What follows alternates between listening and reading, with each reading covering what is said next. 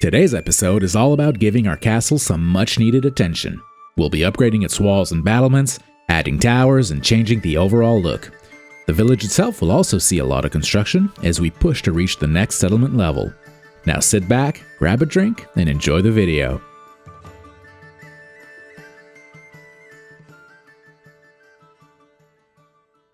When we left off last episode, it was December, and it is now April, so I've been letting the game run a bit to get some more resources for the castle upgrades, and I think we've just about hit the amount that we needed of planks and dressed stone, so we're going to be ready to upgrade the castle.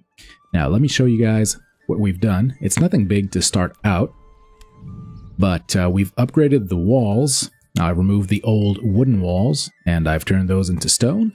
We've added a tower on the side of the cliff here, and we've also added some battlements for the archers.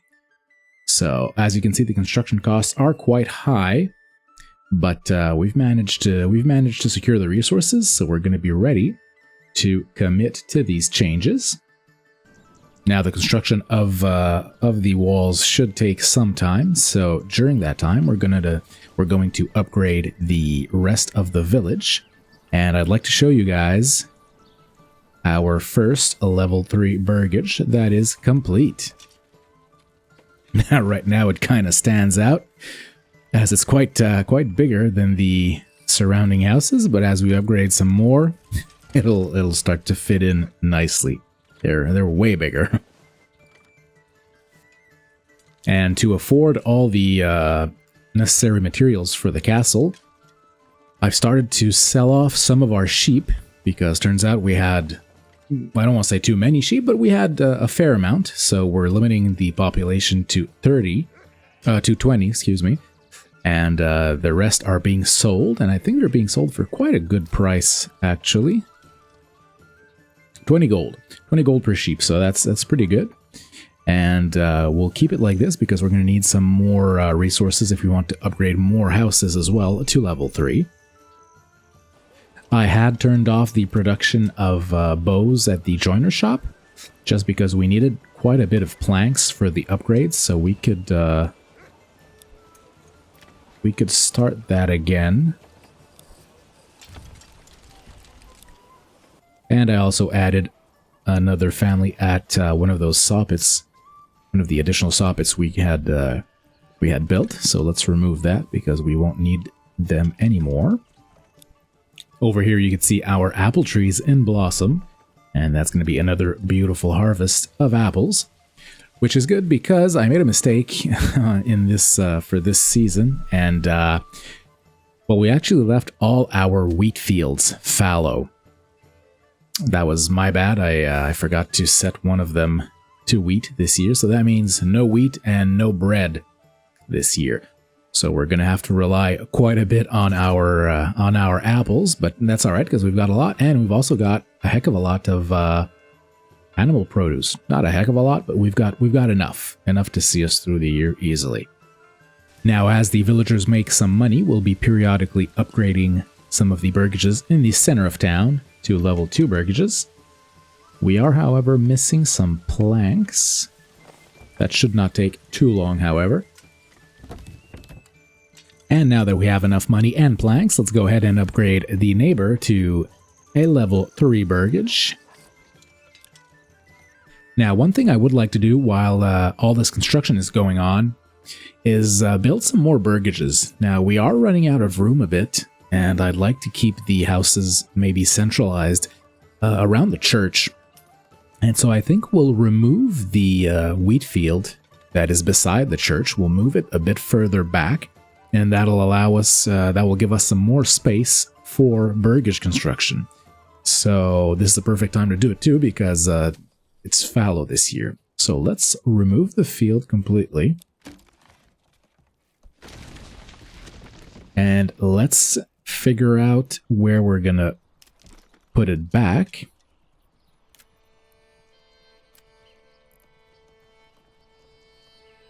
And there's a nice slice of high fertility ground right over here, so I think we're gonna do that.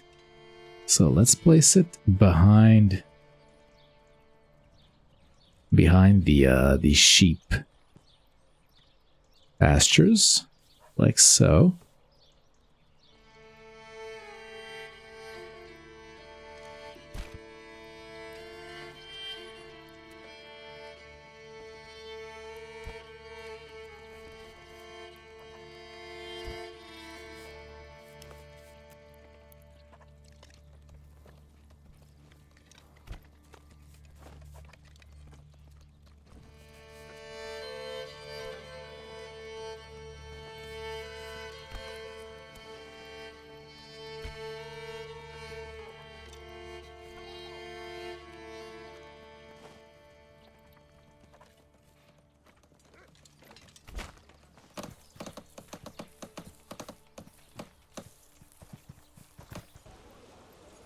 And we've now upgraded our third burgage to level 3, and by doing so we have reached the small town settlement level.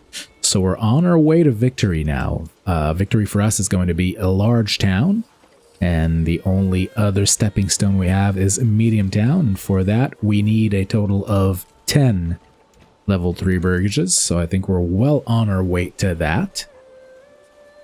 As the village grows, however, we will need to upgrade our marketplace because the supply capacity is reaching its limit. So let's add one family to each of these. So one to the granary and one to the storehouse. I believe that will help.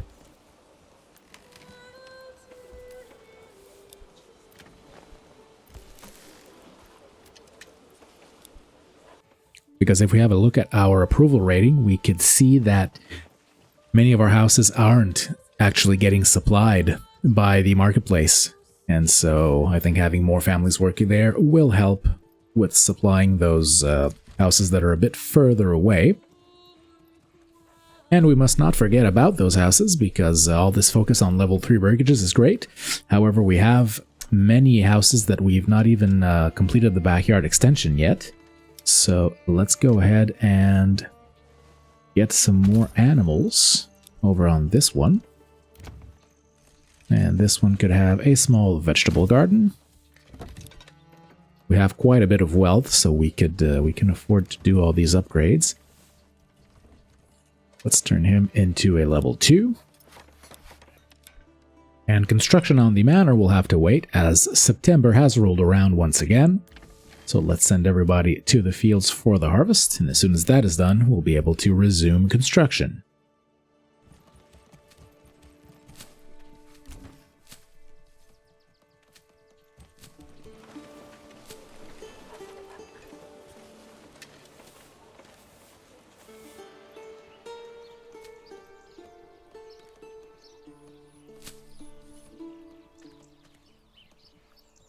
And something interesting just happened as I was watching the villagers harvest the fields. I noticed in the background that the construction on the manor was still ongoing, and turns out the retinue was actually building, kept on building the manor, even as the villagers were occupied elsewhere.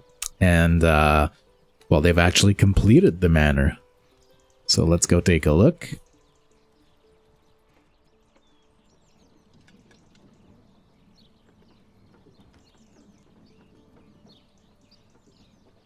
And there we have it for now. That was step 1 of our manor upgrade.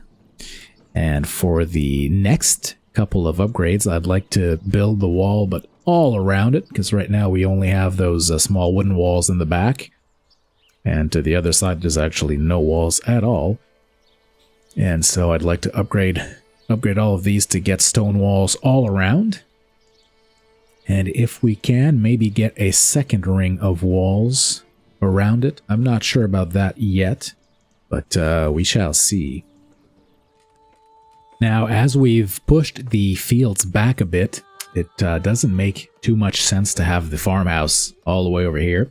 So I think we'll demolish this farmhouse and we'll build another one right here. This would be a perfect spot in front of the new field. So let's go ahead and build that one.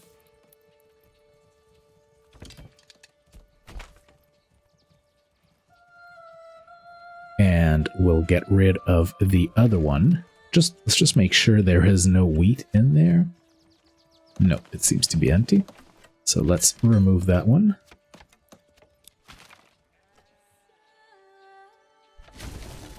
And to replace the farmhouse, I believe we'll build a tannery, as we're getting a steady supply of hides, I would imagine from the sheep and all the pigs and goats that we're slaughtering.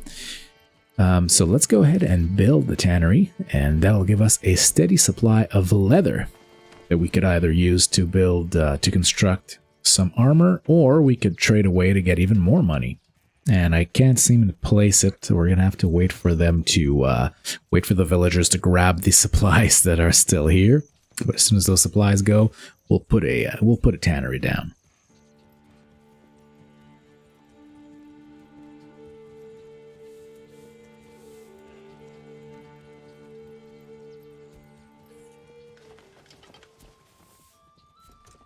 And I've changed my mind, actually. I think instead of building a tannery here, there is just enough room to place another small tavern. As if we have a look at our large tavern over there, the supply really doesn't go that far. Like the new houses that we built next to the church will not be supplied from that tavern, so we'll have to build another one. So let's go ahead and put it right here. I think it's going to fit beautifully. There we go. Now let's connect it with the road.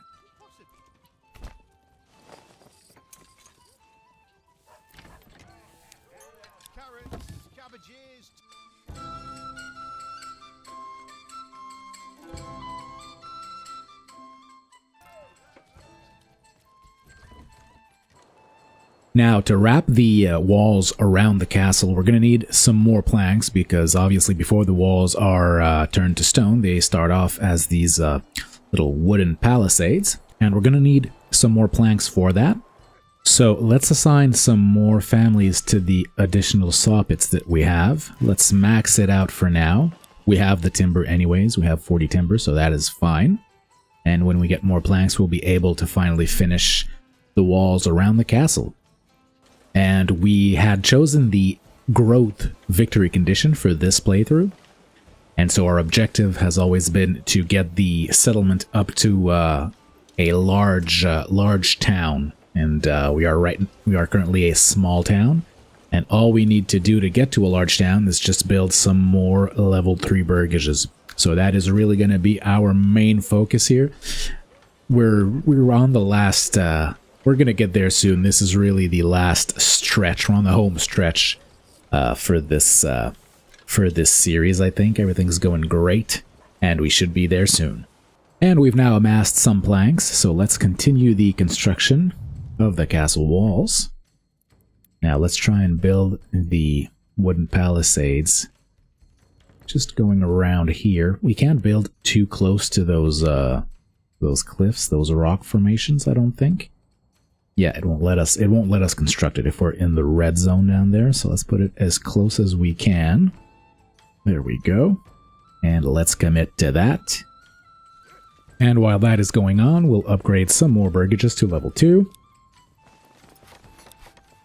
A lot of the houses around the church were still first level houses. And I've been taking a look at our stocks, and we've been making so many clothes that I think we could actually export some. So let's go ahead and set up an export.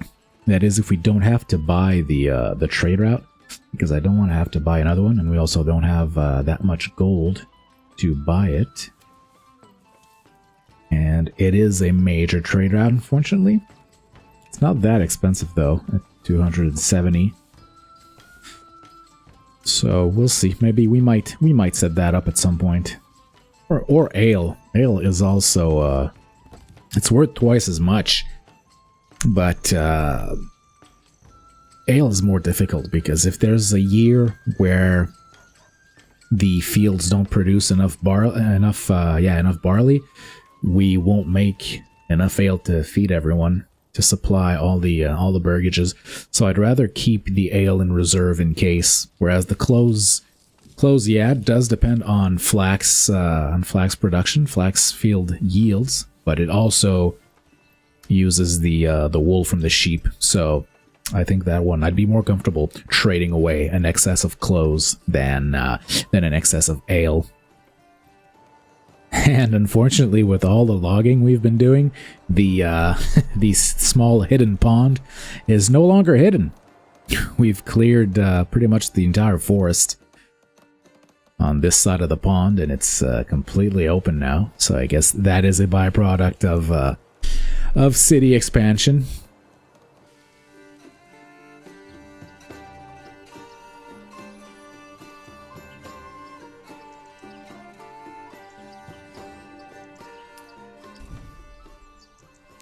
And the wooden palisades have been completed. They've also upgraded the other wall here. I showed you before this wall on the right side, and I thought it was already upgraded to stone, but it was not. I had just selected it in the castle planner, but I hadn't committed to it.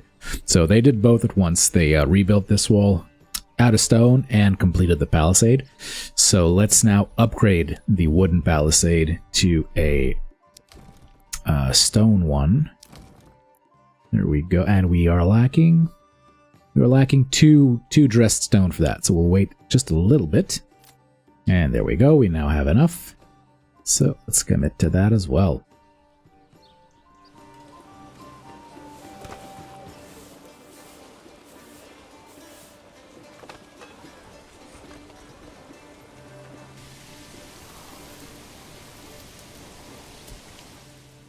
And while we were at it, I also asked the populace to upgrade the main building of the manor. We could turn it into a taller version of what it was, and that's exactly what we've done. And I think that'll be it for our first rounds of construction. We've managed to completely enclose our castle, and it's now a proper hilltop fort. So if we were ever to get attacked, we could go ahead and close the gates, put some archers on top of the palisades, and we'd be able to put up one heck of a fight here, I think. And I think we'll leave the episode on that note. We've made some good progress with all these castle upgrades, and the village is also coming along nicely. We're almost halfway through to the medium village, medium town level, that is. And I think in the next episode will be good to keep upgrading our burgages, and we might make it all the way to our victory condition, the large town settlement level. Thank you all for watching. I hope you enjoyed the episode as much as I did, and I will see you guys next time.